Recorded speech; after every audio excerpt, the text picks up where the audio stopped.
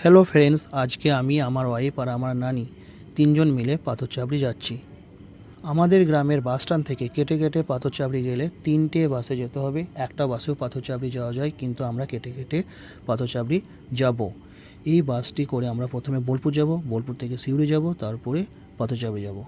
এটা বোলপুরের bus stand. বোলপুরের বাস স্ট্যান্ডে পৌঁছে গিয়ে এক কাপ চা খেয়ে নিই, তারপর সিউড়ি যাওয়ার জন্য 3টি টিকিট করে নিই। টিকিটের মূল্য 40 টাকা মাথা পিছু। সিউড়ি যেতে 1 ঘন্টা থেকে 1.5 ঘন্টা সময় লাগে। সিউড়ি পৌঁছে গিয়েই আমরা সঙ্গে সঙ্গে পাথরচাবড়ি যাওয়ার জন্য বাস পেয়ে গেছিলাম, তাই আমাদেরকে তাড়াহুড়ো করে বাস ধরতে হয়। সিউড়ি থেকে পাথরচাবড়ির ভাড়া 20 টাকা মাথা পিছু।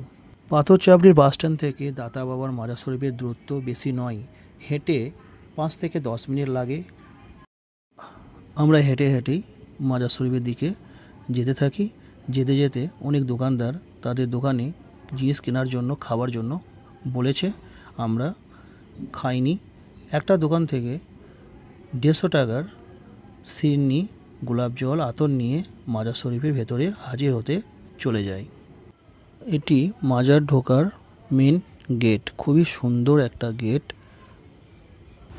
এটি মাজারের ভেতরের জায়গা। খুবই সুন্দর একটা জায়গা, যেটা বলা যেতে পারে ঝাঁ চকচকে জায়গা, পরিষ্কার পরিচ্ছন্ন, বিউটিফুল। আমাকে খুবই ভালো লেগেছে। এটা মাজারের ভেতর। আমি চারিদিকটা আপনাদেরকে দেখাচ্ছি। সকালের দিকে ভিড় একটু কমই ছিল, আর খুব চওড়া একটা জায়গা, ভীষণ বড় জায়গা।